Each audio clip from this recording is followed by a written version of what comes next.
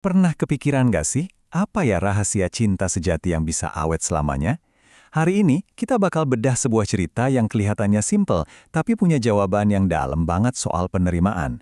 Sebuah jawaban yang mungkin aja bisa mengubah cara pandang kita soal sebuah hubungan. Aneh ya, kedengerannya. Soalnya kan kita sering banget diajarin buat memperbaiki hubungan, buat nyari-nyari apa yang kurang. Tapi gimana kalau kuncinya justru kebalikannya? Nah, pertanyaan inilah yang jadi inti dari kisah kita kali ini. Oke, kita mulai ceritanya. Semua berawal dari sebuah pertanyaan sederhana dari seorang cucu. Ceritanya tuh dimulai di sebuah kumpul keluarga, di mana rasa penasaran si cucu ini justru membuka sebuah rahasia yang udah disimpan puluhan tahun. Coba deh bayangin, kita lagi kumpul keluarga, terus ngeliat kakek nenek yang udah puluhan tahun nikah tapi masih mesra banget. Pasti kita kepo kan, apa sih rahasianya? Nah, pertanyaan simpel kayak ginilah yang jadi pemicu semuanya. Nah, bagian kedua, nasihat dari majalah. Ternyata, jawaban dari pertanyaan tadi itu bukan resep biasa, tapi sebuah eksperimen unik yang pernah mereka coba pas awal-awal pernikahan.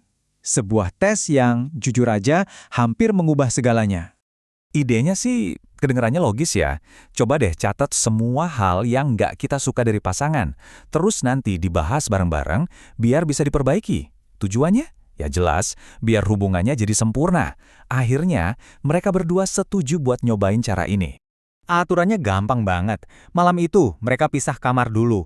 Masing-masing bawa kertas sama pulpen, siap buat nulis semua kekurangan pasangan. Rencananya, besok pagi mereka bakal ketemu dan bacain hasilnya satu sama lain. Lanjut ke bagian 3, daftar sang nenek. Keesokan paginya, neneklah yang mulai duluan. Dan apa yang dia bacain ternyata jauh lebih panjang dari yang dibayangkan siapapun. 3 halaman penuh. Bayangin, bukan cuma keluhan-keluhan kecil, tapi daftar yang bener-bener rinci soal setiap celak dari pria yang katanya dia cintai. Wah, ini sih kelihatan banget kalau si nenek serius banget ngerjain tugas ini. Pas dia bacain daftar itu, neneknya sendiri kaget. Kok bisa ya aku nemuin kesalahan sebanyak ini di orang yang aku sayang banget? Mungkin di momen itu dia jadi diam sejenak, jangan-jangan sedikit nyesal. Oke, sekarang bagian keempatnya, halaman sang kakek. Nah, setelah nenek selesai baca, suasananya jadi tegang banget nih. Sekarang giliran kakek. Dengan tenang, dia keluarin selembar kertas miliknya. Inilah momen puncaknya. Pasti pada penasaran kan, abis dengerin daftar yang panjangnya 3 halaman, kira-kira balasan si kakek apa ya? Apa daftarnya bakal lebih panjang lagi? Atau gimana? Jawabannya, nggak ada apa-apa. Kertasnya benar-benar kosong. Nggak ada satu kata pun yang ditulis. Coba bayangin deh, betapa sunyinya ruangan itu pas semua orang lihat kertas kosong itu. Dan disinilah kita masuk ke inti ceritanya, rahasia penerimaan. Momen kertas kosong inilah yang akhirnya ngebuka rahasia pernikahan mereka.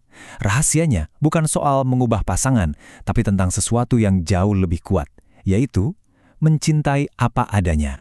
Dan ini yang dia bilang, kakek nggak ngelihat nenek sebagai sebuah proyek yang harus diperbaiki. Dia cinta nenek apa adanya, dengan semua kelebihan dan ya kekurangannya. Itulah cinta tanpa syarat yang sesungguhnya. Satu kalimat simpel itu benar-benar ngubah segalanya. Sejak hari itu, cara pandang mereka berubah total. Masalah-masalah kecil yang dulu mungkin diributin, sekarang jadi nggak ada artinya lagi kalau dibandingin sama cinta dan penerimaan yang utuh. Nah, ini bagian terakhirnya. Pelajaran untuk kehidupan. Ternyata, pelajaran dari halaman kosong ini bisa kita pakai di semua aspek hidup loh, nggak cuma soal hubungan cinta aja. Yuk kita lihat gimana caranya. Sering banget kan kita itu kejebak di kolom kiri. Fokus sama yang jelek, yang bikin kecewa, yang nyakitin. Padahal kebahagiaan sejati itu ada di kolom kanan, yaitu saat kita memilih untuk fokus dan bersyukur sama hal-hal indah yang sebenarnya udah ada di sekitar kita. Jadi intinya simpel banget. Ini adalah sebuah pilihan sadar. Pertama, coba lihat hal-hal yang baik. Kedua, latih diri buat bersyukur sama hal-hal itu. Dan ketiga, coba deh buat lepasin yang buruk. Persis kayak si kakek yang memilih buat menyerahkan halaman yang kosong. Jadi, saya mau ninggalin Anda dengan satu pertanyaan ini.